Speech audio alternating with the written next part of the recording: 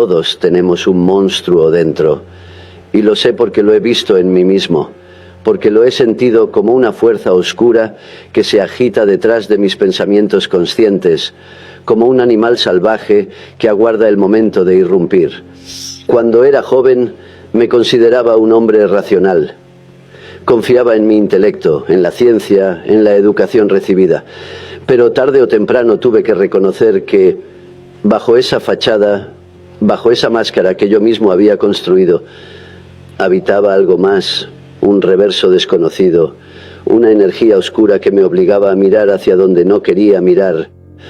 Yo lo llamé la sombra, otros podrían llamarlo demonio, monstruo, tentación, pero la palabra importa menos que la experiencia, porque lo esencial es esto.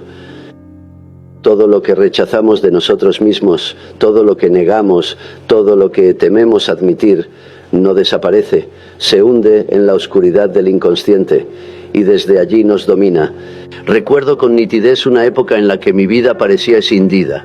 Durante el día yo cumplía mis obligaciones, atendía a mis pacientes, impartía conferencias. Pero en la noche, cuando el silencio me envolvía, aparecían imágenes inquietantes, voces interiores, escenas cargadas de violencia y de deseo. Me descubrí entonces viviendo una doble vida, la del hombre que sonríe, trabaja y construye, y la del hombre que tiembla ante su propio abismo. Yo había aprendido de Freud que lo reprimido retorna, pero lo que descubrí iba más allá. Lo reprimido no solo regresa, sino que se organiza, se convierte en una presencia, en un otro interior que nos acompaña como una sombra inseparable, y esa sombra, aunque la ignoremos, determina nuestro destino. ¿Cuántas veces he visto a hombres y mujeres tropezar con sus propios monstruos? El hombre que predica la virtud pública y en secreto se entrega a la corrupción. La mujer que aparenta dulzura, pero destila odio hacia quienes la rodean. El líder que habla de paz y sueña con la destrucción de sus enemigos. Cada uno lleva dentro lo que más rechaza, y cuanto más lo rechaza, más lo proyecta afuera. He visto también en mí mismo cómo ese mecanismo de la proyección funciona, porque lo que no reconocía en mi interior lo veía exagerado en los demás. Me irritaba con la arrogancia de otros sin advertir mi propia arrogancia. Condenaba la cobardía ajena sin aceptar mis propios miedos. Despreciaba la mezquindad del prójimo sin mirar mi avaricia secreta. El monstruo se esconde precisamente allí donde uno se cree más limpio. Es en la pureza excesiva donde nace la hipocresía. Es en el idealismo extremo donde germina la sombra más peligrosa. Yo mismo lo experimenté. Cuanto más me esforzaba por ser un espíritu elevado, más violentos eran los impulsos que surgían desde lo profundo. Comprendí entonces que la lucha contra la sombra no se gana con represión, ni con moralismo, ni con buenas intenciones, porque lo que reprimimos regresa, lo que negamos se fortalece, lo que condenamos nos persigue. La sombra no se destruye, se integra. Y para integrarla hay que reconocerla, darle un nombre, mirarla a los ojos, aceptar que ese monstruo también soy yo, que en mí habita tanto la luz como la oscuridad, tanto el amor como el odio, tanto la creatividad como la destrucción. Sé que estas palabras inquietan, porque todos preferimos vernos como seres de bondad, de armonía, de control. Pero nadie está exento de la sombra, ni siquiera los santos, quizá menos que nadie los santos, porque cuanto más alto sube el espíritu, más larga se proyecta la sombra detrás de él. Recuerdo un sueño que tuve en aquella época. Caminaba con una pequeña luz en mis manos, una luz frágil que apenas iluminaba mi paso. Detrás de mí se alzaba una figura negra gigantesca que me seguía en silencio. Yo sentía terror, pero también comprendía que sin esa sombra no existiría mi luz, que la sombra era mi propio cuerpo recortado contra el resplandor débil que llevaba. Y comprendí que la conciencia es apenas una chispa en medio de un vasto océano de tinieblas. lo peor de nosotros mismos puede salvarnos. ¿Por qué? Porque nos obliga a descender, a dejar de vivir en ilusiones. Nos obliga a reconocer nuestra humanidad entera, a no creernos ángeles, a aceptar que somos también bestias. Y en esa aceptación nace una verdad más profunda. He visto pacientes transformarse cuando se atreven a mirar de frente lo que siempre habían ocultado. El hombre que confiesa su odio reprimido y descubre en él la energía para poner límites. La mujer que admite su deseo de poder y aprende a dirigirlo hacia la creatividad. El joven que reconoce su miedo a la muerte y al hacerlo encuentra el valor de vivir. Lo peor de ti puede salvarte, porque es precisamente allí donde está tu energía no vivida, tus talentos ocultos, tu vitalidad reprimida, y cuando los integras se convierten en fuerza creadora. Pero cuidado, no se trata de glorificar al monstruo, no se trata de entregarse a él sin resistencia. La sombra debe ser reconocida, pero también limitada, moldeada, transformada, como el alquimista que toma la materia prima oscura y trabaja pacientemente hasta convertirla en oro. Así debe hacerse con la psique. Yo aprendí este arte en carne propia, porque durante años me debatí entre la tentación de sucumbir a mis visiones y la necesidad de mantenerme anclado en la realidad. Escribí, dibujé, soñé, pero también cuidé de mi familia, de mis pacientes, de mis estudiantes, y esa tensión entre lo consciente y lo inconsciente fue el crisol en el que se forjó mi comprensión. No hay monstruo que no pueda volverse maestro. Si estamos dispuestos a escuchar lo que nos trae, pensemos en los mitos antiguos. Siempre aparece el héroe enfrentando a un dragón, a una bestia, a un gigante. Ese dragón es la sombra y solo al enfrentarlo el héroe obtiene el tesoro, no porque destruya al monstruo, sino porque lo atraviesa, porque lo incorpora, porque se transforma en el proceso. Así también ocurre con cada uno de nosotros. Vivimos huyendo de nuestros dragones, tratando de encerrarlos en cuevas, negando su existencia, pero al final siempre se escapan. Y cuando lo hacen, suelen destruir lo que más amamos. Por eso el camino más sabio es el contrario, ir hacia ellos, conocerlos, dialogar con ellos. En mis experiencias interiores, aprendí a hablar con esas figuras, a preguntarles qué querían, qué me exigían, qué me mostraban, y aunque a veces me resultaba insoportable, comprendí que eran partes de mí mismo, que mi psique era un escenario poblado de personajes, y que cada uno tenía algo que enseñarme. La sombra es dura, es cruel, es peligrosa, pero también es fértil, porque allí están las semillas de lo que podemos llegar a ser. Yo sé que estas palabras pueden sonar provocadoras, sé que algunos pensarán que invito a abrazar el mal, pero no se trata de eso.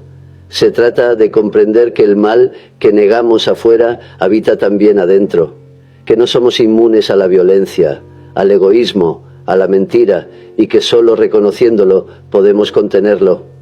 He visto cómo los que se creen demasiado buenos suelen caer en las trampas más oscuras, porque al negar su sombra, proyectan todo en los demás, y terminan luchando contra enemigos imaginarios, persiguiendo demonios externos que no son más que su propia oscuridad. El verdadero peligro no está en el monstruo que reconocemos, sino en el que negamos, porque ese es el que actúa a nuestras espaldas, el que sabotea nuestras relaciones, el que enferma nuestro cuerpo, el que dirige nuestra vida sin que nos demos cuenta. Por eso yo afirmo, todos tenemos un monstruo dentro. Y Jung lo sabía porque Jung lo vivió, porque yo mismo lo enfrenté, lo sufrí, lo escuché en mis sueños y visiones. Y gracias a ese encuentro, comprendí que el camino hacia la plenitud no consiste en ser perfectos, sino en ser completos. Completo es aquel que acepta sus contradicciones, que reconoce tanto su bondad como su crueldad, que sabe que puede odiar tanto como amar, que puede destruir tanto como crear. Completo es aquel que se reconcilia con su sombra. Y ese es el inicio de la individuación, el camino hacia uno mismo. el viaje más difícil y más necesario, el viaje de aceptar que yo soy luz y soy oscuridad, soy ángel y soy demonio, soy humano. Ese viaje comienza reconociendo al monstruo interior, mirándolo a los ojos y diciendo, sí, tú eres parte de mí y yo aprenderé a vivir contigo.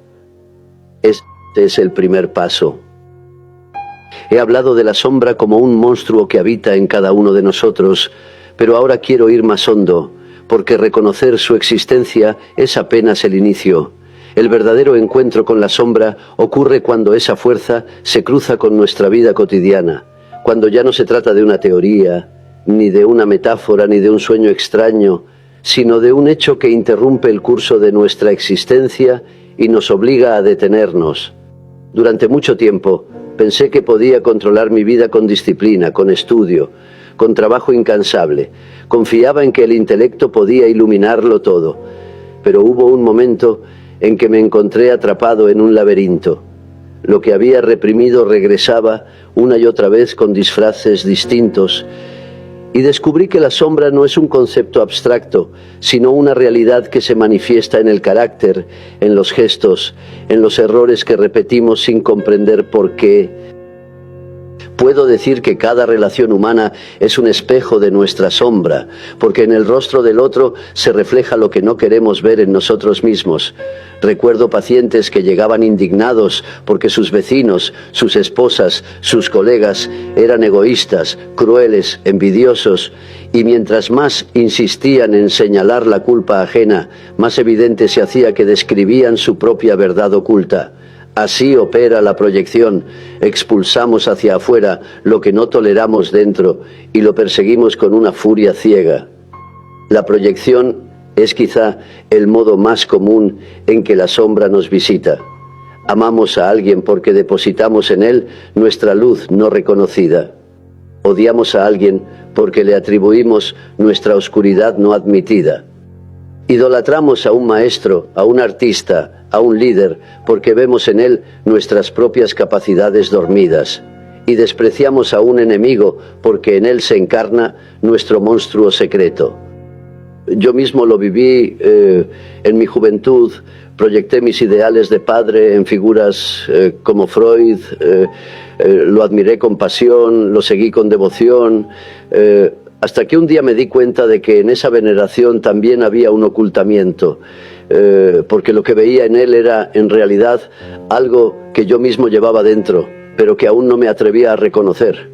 Y cuando el vínculo se quebró, la proyección se retiró y tuve que enfrentarme a mis propias fuerzas, sin intermediarios. Fue doloroso, pero necesario. Así ocurre también en el amor. ¿Qué es enamorarse sino proyectar?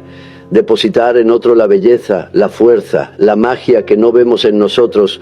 Por eso el enamoramiento es tan embriagador, porque en realidad nos encontramos con nuestra propia alma, pero tarde o temprano la proyección se agota. Y entonces aparece el verdadero encuentro, ya no con el ideal, sino con la persona real. Allí comienza la tarea de aceptar, de integrar, de vivir en la complejidad. Pero lo mismo ocurre en el odio. O sea, cuando odiamos a alguien con una intensidad desproporcionada, casi siempre es porque esa persona encarna aspectos de nuestra sombra. El orgulloso nos irrita porque no soportamos nuestro propio orgullo. El mentiroso nos escandaliza porque no admitimos nuestras falsedades. El corrupto nos enfurece porque no reconocemos nuestros propios deseos de transgresión, y así vivimos rodeados de espejos sin saberlo.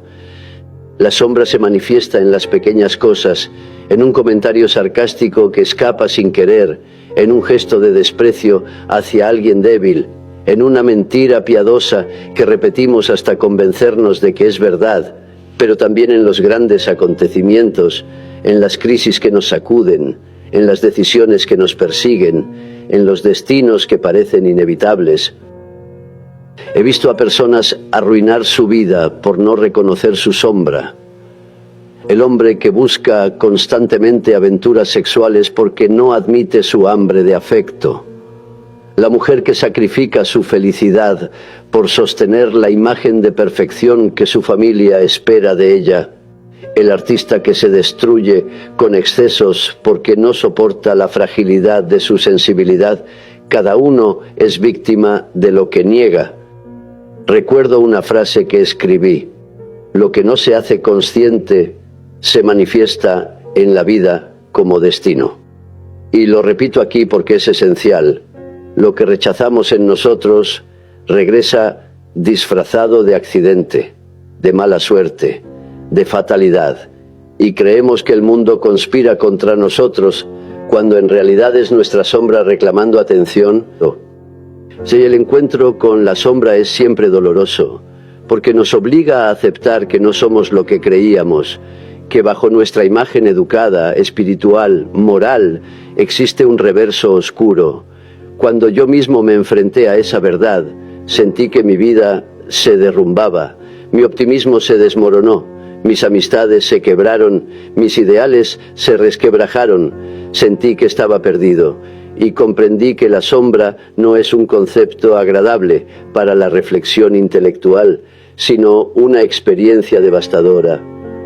Y sin embargo, ese derrumbe fue el inicio de algo nuevo, porque solo cuando lo que nos sostiene se quiebra, aparece la posibilidad de reconstruirnos. La sombra destruye nuestras ilusiones, pero también abre un espacio para la verdad, y en esa verdad, aunque sea amarga, hay una fuerza renovadora. He contado en otras ocasiones un sueño en el que un tiburón negro aparecía en el mar. En él comprendí que la sombra se presentaba como amenaza de muerte, pero también como un llamado a despertar, y que la única manera de sobrevivir era atreverme a tocarla, a pincharla, a desinflar la ilusión que representaba. Ese gesto onírico simbolizó para mí la decisión de mirar de frente a la sombra y comenzar a integrarla. La integración de la sombra no significa vivir entregados al mal, significa reconocer nuestras tendencias oscuras y aprender a relacionarnos con ellas conscientemente. Por ejemplo, la ira reprimida puede convertirse en capacidad para poner límites. La envidia aceptada puede transformarse en motivación para crecer. La codicia reconocida puede derivar en ambición creativa. Todo depende de si esas fuerzas son negadas y actúan a escondidas, o si son iluminadas y puestas al servicio de la vida. Pero este camino exige valor, porque mirarse al espejo y descubrir un monstruo no es fácil. La mayoría prefiere huir, proyectar, culpar al mundo, sostener máscaras. Por eso digo que el encuentro con la sombra es un acto heroico, no en el sentido romántico de los héroes invencibles, sino en el sentido del ser humano que se atreve a enfrentar su propio infierno. Los mitos lo sabían bien. Hércules debía luchar contra monstruos. Teseo enfrentaba al Minotauro en el laberinto. San Jorge combatía al dragón.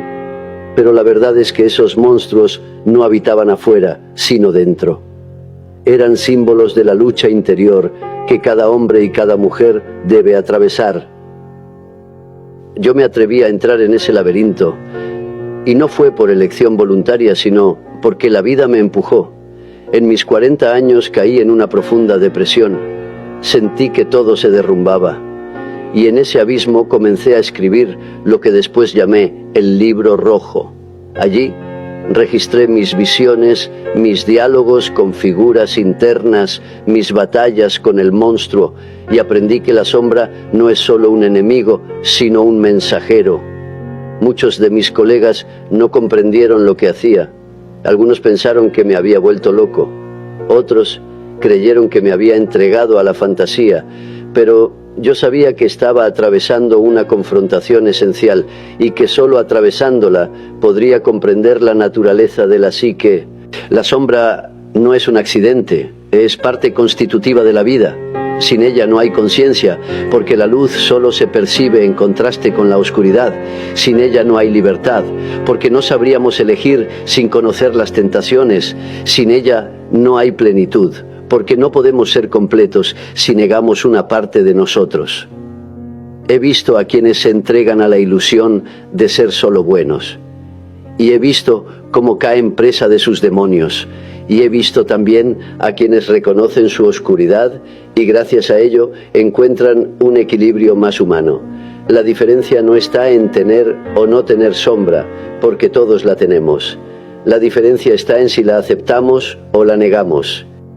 Yo aprendí a verla como una compañera incómoda pero necesaria, como un espejo que me obliga a ser humilde, porque cada vez que me creo mejor que los demás, la sombra me recuerda que también soy capaz de lo peor.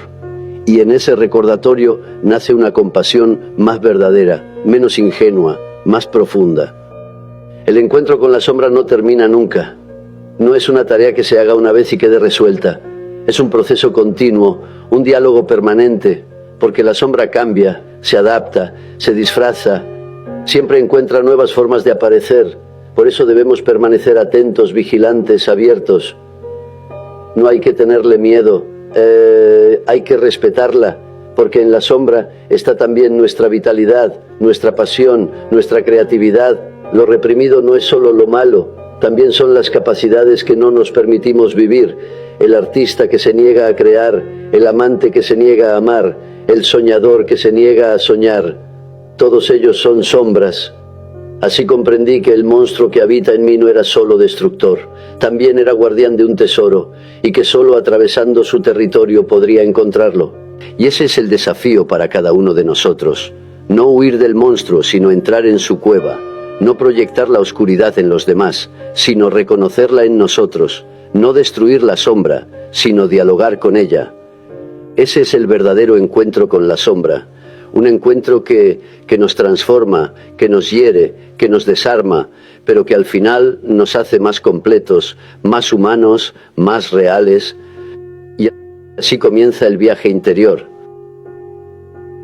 Cuando mi vida exterior se quebró, cuando mi relación con Freud terminó y mi camino quedó vacío de certezas, me encontré frente al abismo. La sombra ya no era un concepto, ya no era un simple eco en los sueños de mis pacientes. Era una presencia viva que me acompañaba en cada instante y comprendí que debía entrar en ese mundo, que debía escuchar lo que emergía desde lo inconsciente, aunque me costara la cordura. Fue entonces cuando comencé lo que después llamé mi confrontación con lo inconsciente. Y ese viaje quedó plasmado en un libro que nunca escribí para el público, sino para mi propia supervivencia. Lo encuaderné en rojo, lo adorné con dibujos, símbolos, mandalas, y lo llamé Liber Novus, el libro nuevo. Más tarde otros lo conocieron como el libro rojo. Cada noche me sentaba, cerraba los ojos y me dejaba caer en ese espacio interior.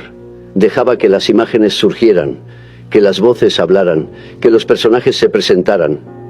No trataba de analizarlos, ni de corregirlos. Solo me entregaba a ellos.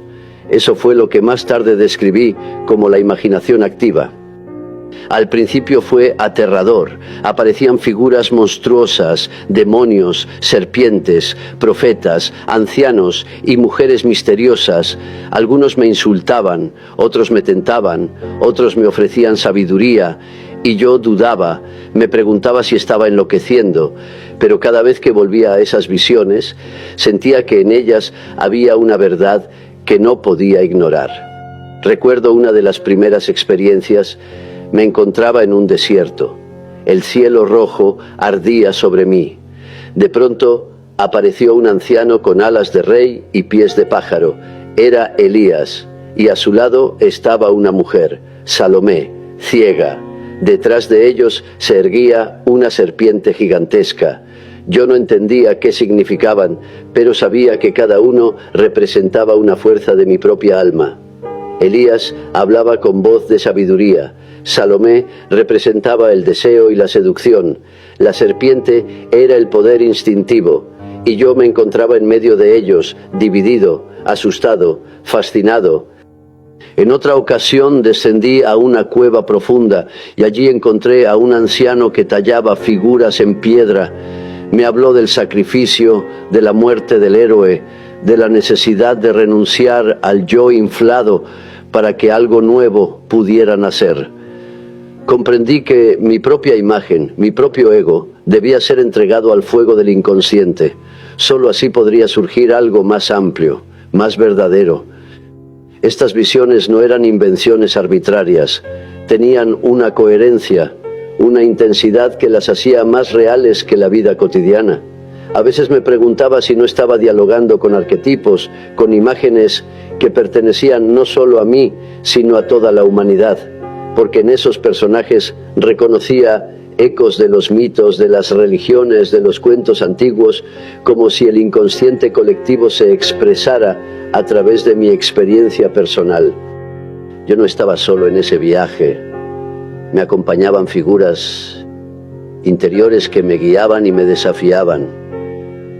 Una de ellas era Filemón, un anciano de barba blanca y alas de martín pescador. Él me habló como maestro, me enseñó a distinguir entre la voz de mi ego y la voz del inconsciente. Me mostró que lo que yo creía que eran mis pensamientos eran en realidad pensamientos que me llegaban desde fuera, desde la profundidad psíquica. Filemón se convirtió en mi guía espiritual, en mi Sócrates interior. Y aunque sabía que era una figura interna, lo sentía tan real como a cualquier persona de carne y hueso. A veces esas experiencias eran luminosas. Veía mandalas que se formaban espontáneamente, símbolos de orden y de totalidad. Eran imágenes de la unidad, de la reconciliación de los opuestos, me daban paz en medio del caos. Otras veces, en cambio, las visiones eran terribles. Veía mares de sangre, ejércitos destruyéndose, ciudades en ruinas. Más tarde comprendí que esas imágenes anticipaban las guerras que vendrían en Europa, que mi inconsciente captaba la oscuridad colectiva que se avecinaba. Durante años viví entre dos mundos: el mundo exterior de mi familia, mis pacientes, mis colegas, y el mundo interior de mis visiones, mis escritos, mis dibujos.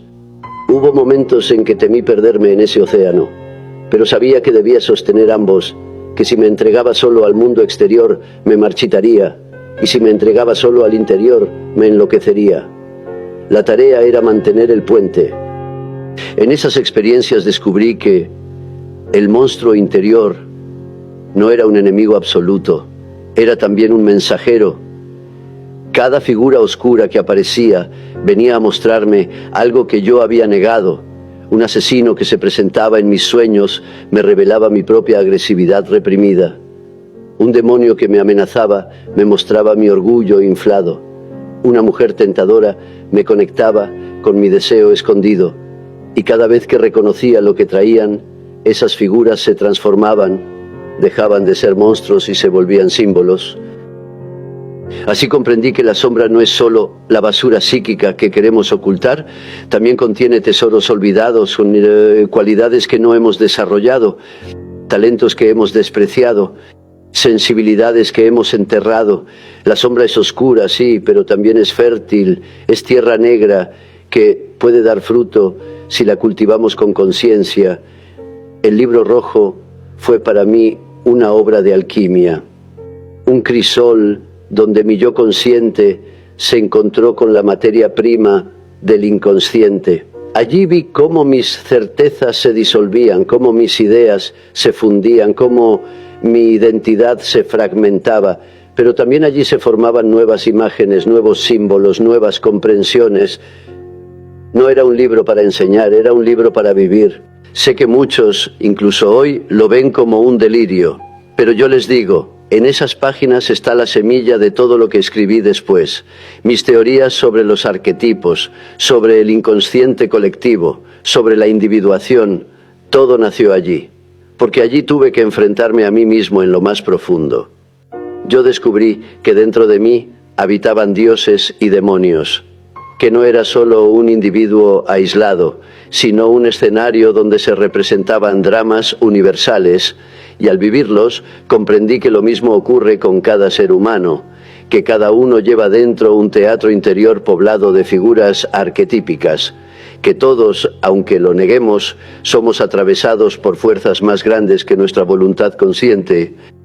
En mis visiones aprendí también la importancia del sacrificio. Una y otra vez aparecía la idea de la muerte del héroe. Comprendí que debía dejar morir mi yo arrogante, mi imagen de sabio, mi deseo de controlar. Solo en esa muerte simbólica podía nacer una vida más amplia, y ese sacrificio se convirtió en un tema central de mi obra, porque sin renuncia no hay transformación. Cada diálogo interior era un acto de valentía, porque no sabía qué surgiría. Podía aparecer un Dios que me consolaba o un demonio que me aterrorizaba, y yo debía sostener ambos, sin aferrarme a lo luminoso ni rechazar lo oscuro. Debía aprender a mantener el equilibrio en medio de los opuestos. Eso fue para mí el viaje infernal hacia el futuro, descender al infierno de mi propio inconsciente para vislumbrar lo que estaba por venir. Y aunque a veces sentía que me desgarraba, también experimentaba momentos de gracia, de belleza indescriptible, como si en medio de la oscuridad se abriera un resplandor divino.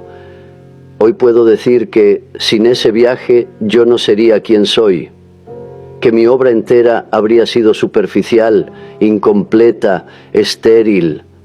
Fue al atreverme a dialogar con mi monstruo interior, a escribir con él, a pintarlo, a escucharlo, que descubrí la riqueza de la psique humana.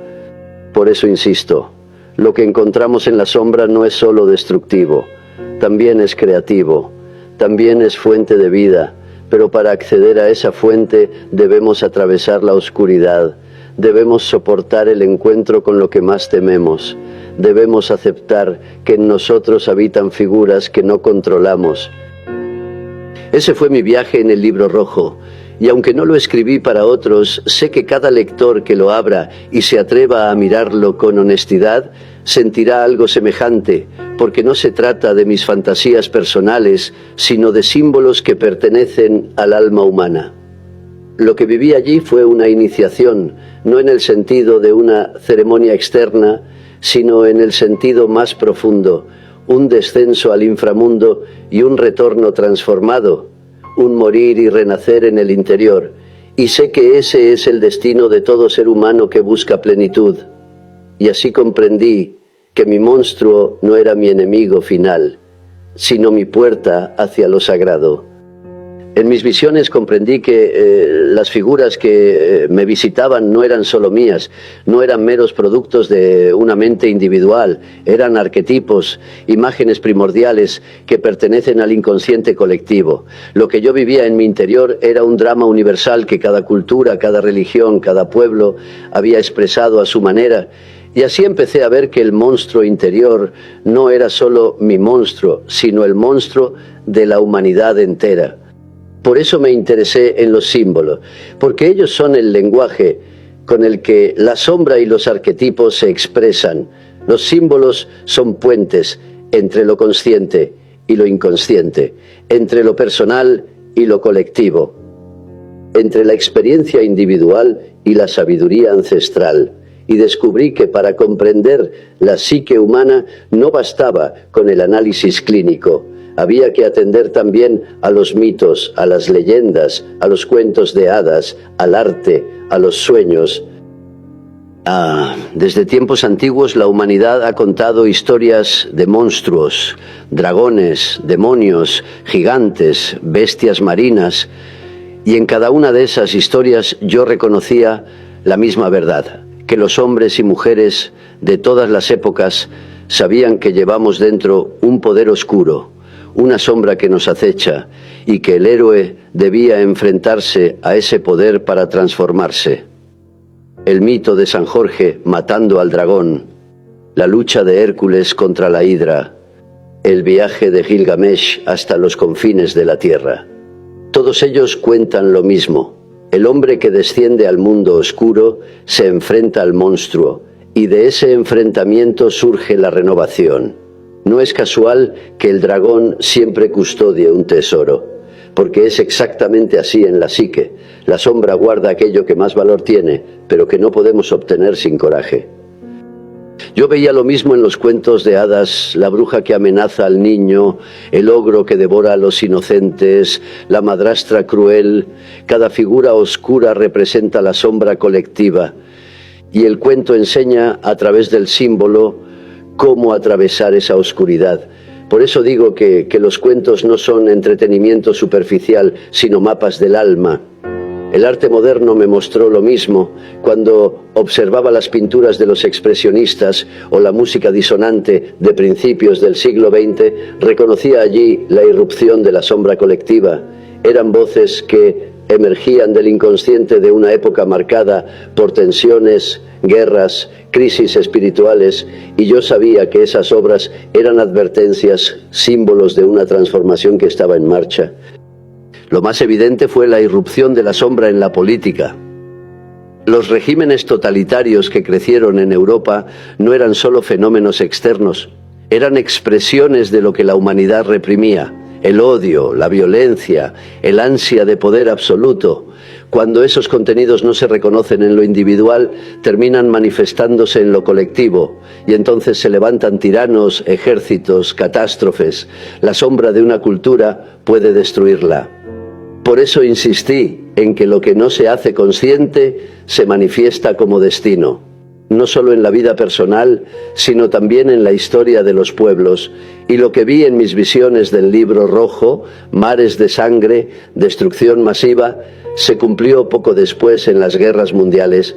El inconsciente había hablado con símbolos, y yo, aunque lo escuché, no pude evitar el desastre. Los símbolos de la sombra aparecen también en la religión. El diablo, el infierno, las tentaciones, no son solo doctrinas, son imágenes de la psique profunda. Representan lo que tememos en nosotros mismos y lo proyectamos en figuras exteriores. El cristianismo, como muchas religiones, creó un lenguaje simbólico para hablar de la sombra. Y aunque a veces lo hizo con dureza, con miedo, también ofreció un camino de redención. Pero lo que me interesó especialmente fue cómo la sombra no contiene solo lo negativo, también guarda lo reprimido positivo. He encontrado en los sueños símbolos luminosos que emergen de la misma oscuridad. Por ejemplo, el mandala, círculos que se forman espontáneamente en los sueños de personas en crisis. Ellos representan la totalidad, la unión de los opuestos, el centro que ordena, y esas imágenes no provienen del yo consciente, sino de la misma profundidad donde habitan los monstruos. Eso me enseñó que lo oscuro y lo luminoso nacen del mismo lugar, que el inconsciente no es solo un depósito de lo reprimido, sino también la fuente de lo creativo, y que la sombra, al contener lo que hemos rechazado, guarda también la semilla de nuestra renovación.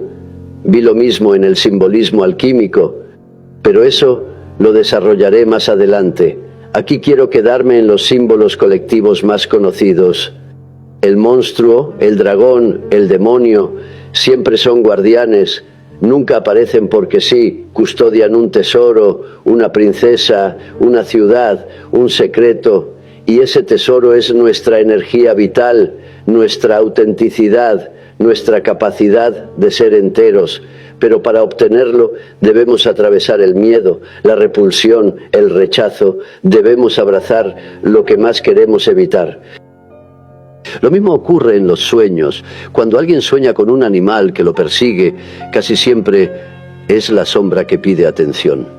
Ese animal representa un instinto, una emoción, una fuerza que el soñador ha negado, y al huir de él en el sueño, huye también en la vida. Pero si alguna vez logra detenerse, mirarlo, dialogar con él, el animal cambia, se vuelve protector, aliado, guía. He visto este proceso muchas veces en mis pacientes. Los símbolos también aparecen en el lenguaje cotidiano. Cuando alguien dice, me convertí en una fiera, o era como un demonio, o me salió la bestia de adentro, está hablando de la sombra en términos simbólicos. Nuestra cultura está llena de estas expresiones porque todos sabemos en lo profundo que no somos solo lo que aparentamos. He observado que las culturas orientales tienen otra relación con la sombra. En el taoísmo, por ejemplo, el yin y el yang muestran que lo oscuro y lo luminoso forman parte de un todo. No se trata de eliminar la sombra, sino de integrarla. En el hinduismo también aparecen dioses terribles que, sin embargo, son aspectos necesarios de la divinidad, mientras que en Occidente hemos tendido a dividir radicalmente el bien y el mal, lo luminoso y lo oscuro, lo sagrado y lo diabólico. Esa división nos ha hecho perder el sentido de totalidad. Por eso considero esencial volver a los símbolos, porque ellos nos recuerdan lo que la razón olvida, que somos seres de contradicción, que en nosotros conviven fuerzas opuestas, que el monstruo y el ángel caminan juntos. Yo descubrí que el símbolo es más verdadero que el concepto, porque el concepto simplifica, divide, explica, pero el símbolo abraza lo contradictorio, lo misterioso, lo que no puede resolverse con lógica. Por eso el símbolo cura, porque nos reconcilia con lo que habíamos fragmentado. El trabajo con símbolos me mostró que no podemos destruir al monstruo, porque al destruirlo destruiríamos también el tesoro que guarda. Lo que debemos hacer es integrarlo, comprenderlo, transformarlo, como el héroe que no solo mata al dragón, sino que aprende de él, que lo convierte en parte de su poder. En mi práctica clínica, cuando un paciente comprendía el símbolo de su sombra, su vida cambiaba. Ya no se trataba de luchar contra impulsos incontrolables, sino de darles un lugar, de reconocerlos como parte de su energía vital. Recuerdo un hombre que soñaba siempre con ratas que lo acosaban. Al principio estaba aterrorizado, quería librarse de ellas. Pero cuando entendió que esas ratas representaban aspectos de su instinto negado, comenzó a aceptar su propia agresividad.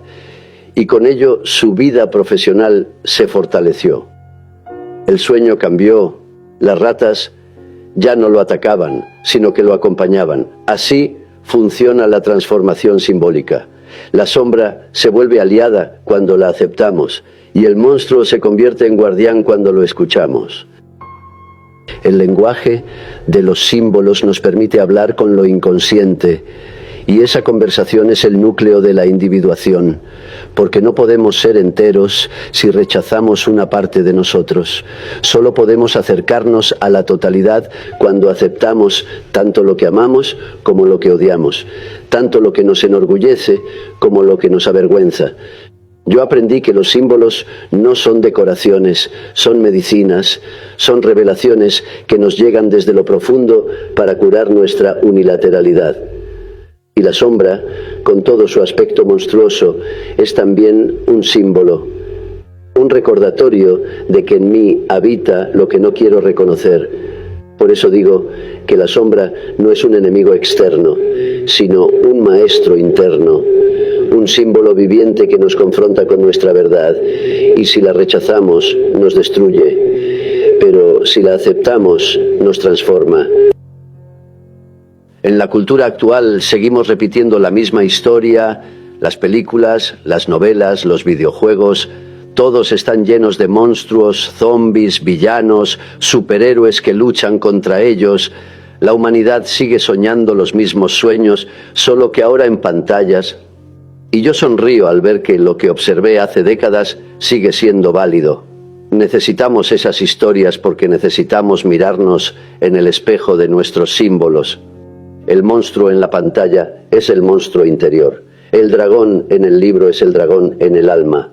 El villano que odiamos es la sombra que rechazamos. Y mientras no lo comprendamos, seguiremos repitiendo las mismas batallas afuera que no hemos librado adentro.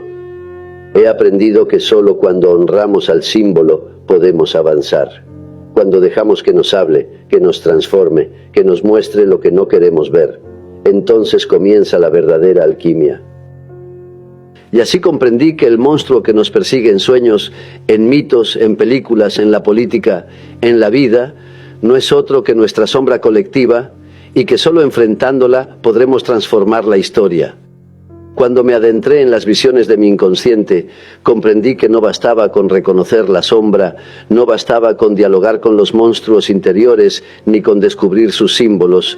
Había algo más, un proceso más amplio que no terminaba con el reconocimiento, sino que exigía una transformación, y ese proceso lo encontré reflejado en la antigua alquimia. Durante años estudié los textos de los alquimistas medievales. Muchos de mis contemporáneos se burlaban de mí. Pensaban que me había perdido en supersticiones arcaicas, pero yo veía en sus fórmulas, en sus imágenes, en sus laboratorios, algo más profundo. Ellos hablaban con símbolos y sin saberlo describían procesos psicológicos. La transmutación de los metales era una metáfora de la transmutación del alma. Lo primero que aprendí fue que la obra alquímica comenzaba con la materia prima, una sustancia oscura, caótica, vil, despreciada, y comprendí que esa materia prima no era otra cosa que la sombra, el monstruo interior, lo reprimido, lo indeseable, aquello que no queríamos mirar. Ese era el material de inicio. Sin esa oscuridad no había posibilidad de oro.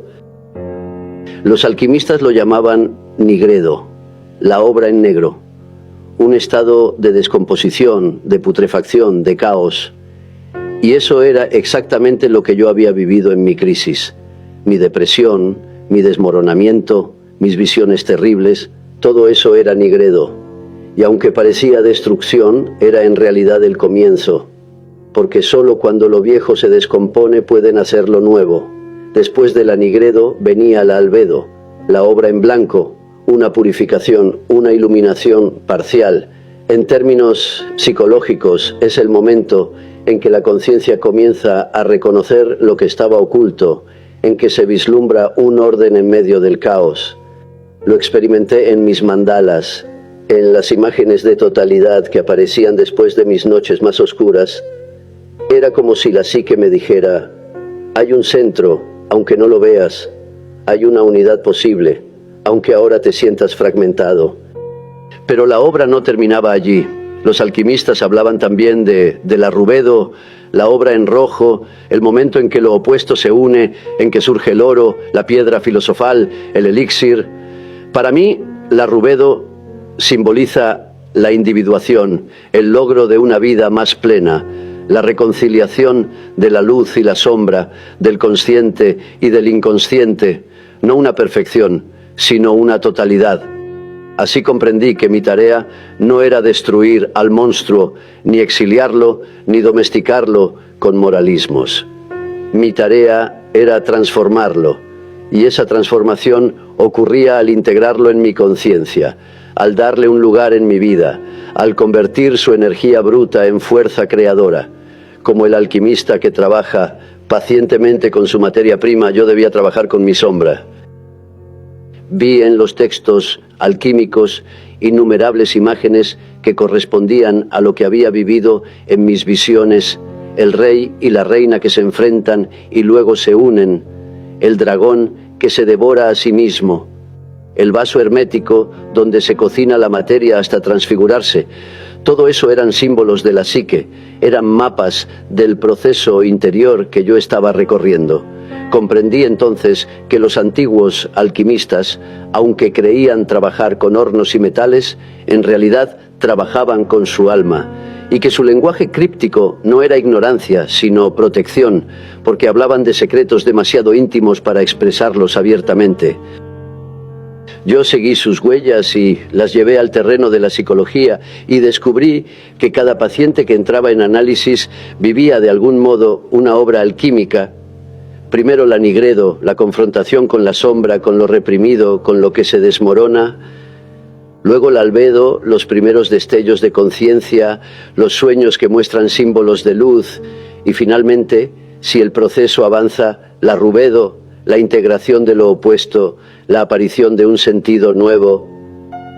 La alquimia me enseñó también que el oro no aparece de inmediato, que el proceso es lento, doloroso, repetitivo. Los alquimistas hablaban de la larga paciencia, del opus que requiere toda una vida, y así es con la individuación. No es un logro rápido, no es una receta, no es una iluminación instantánea, es una obra que se cocina en el fuego del tiempo, con repeticiones, con fracasos, con nuevos comienzos. Yo mismo viví ese proceso. Hubo momentos en que creí haber alcanzado la unidad, y poco después caía de nuevo en la fragmentación, pero cada caída me enseñaba algo, cada descenso me daba un nuevo símbolo, cada encuentro con mi monstruo me revelaba otra faceta de mí mismo, y así, poco a poco, fui descubriendo que la totalidad no es un estado fijo, sino un movimiento continuo entre los opuestos. Los alquimistas decían que la piedra filosofal era algo indestructible, incorruptible. Para mí, esa piedra simboliza el sí mismo, el centro de la psique, el arquetipo de la totalidad. No es que yo lo posea, es que me guía, es la meta hacia la cual me dirijo, aunque nunca pueda poseerla del todo. Es el sol interior que ordena el caos. La sombra entonces no es el final del camino, sino el inicio. Ella es la materia prima, la nigredo, lo que nos empuja a comenzar la obra.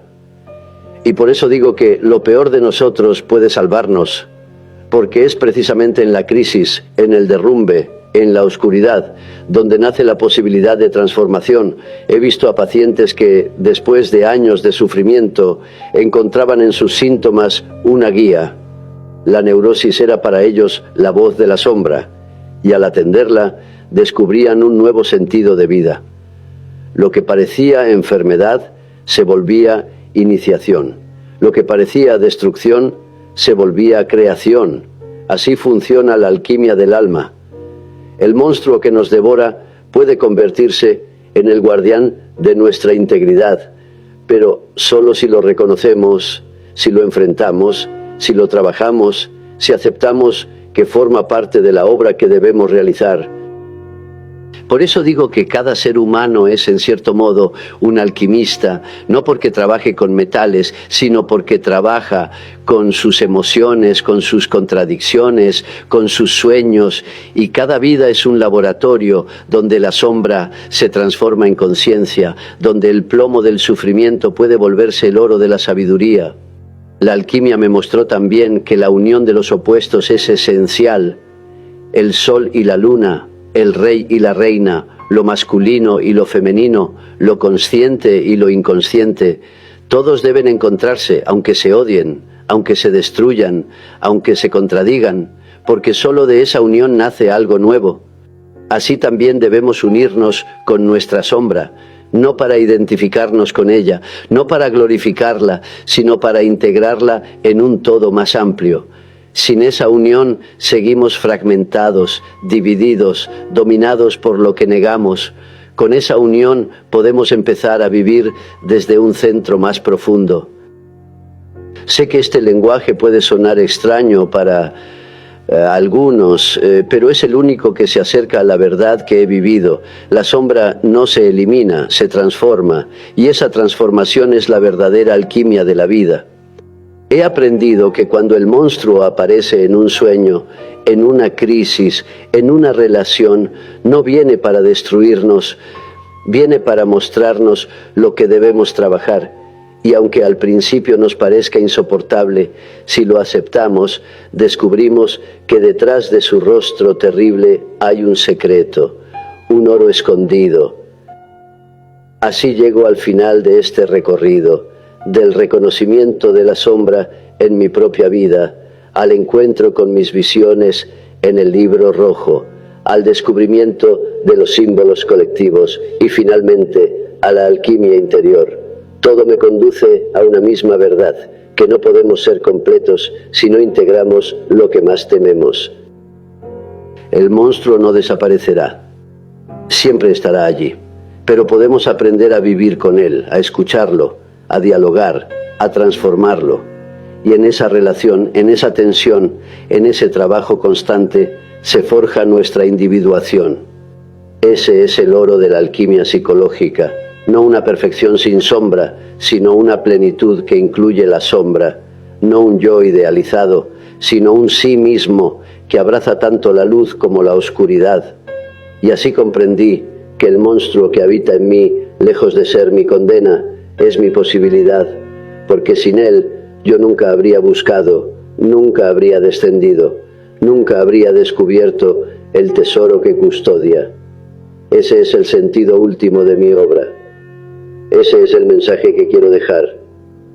Todos tenemos un monstruo dentro, y si nos atrevemos a enfrentarlo, a integrarlo, a transformarlo, ese monstruo se convierte en nuestro camino hacia la totalidad.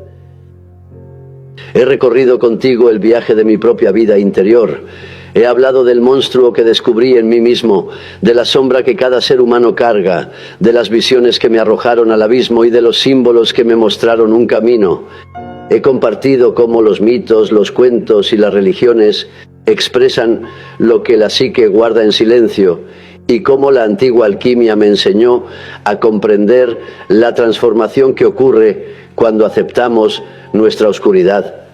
Hoy puedo decirlo con claridad. El monstruo no se elimina, nunca se elimina, siempre caminará a nuestro lado. Pero eso no es una condena, sino una oportunidad. Porque lo que más tememos puede convertirse en lo que más nos salva. Yo lo viví en carne propia. Me encontré con demonios, con visiones de destrucción, con figuras que me insultaban y me aterrorizaban. Y aprendí que todas ellas eran partes de mí mismo y que solo cuando las reconocí pude comenzar a vivir de un modo más entero.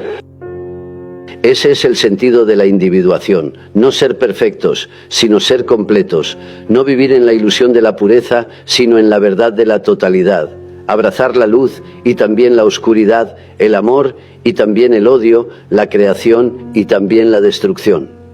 Como dije antes, todos tenemos un monstruo dentro y Jung lo sabía porque Jung lo vivió, porque yo mismo lo vi, lo escuché, lo sufrí, lo integré. Y gracias a ese encuentro encontré el oro escondido en mi sombra. Esa es mi invitación para ti. No huyas de tu monstruo, no lo proyectes en los demás, no lo encierres en el silencio. Atrévete a mirarlo, a dialogar con él, a transformarlo, porque en ese gesto comienza tu propia alquimia interior.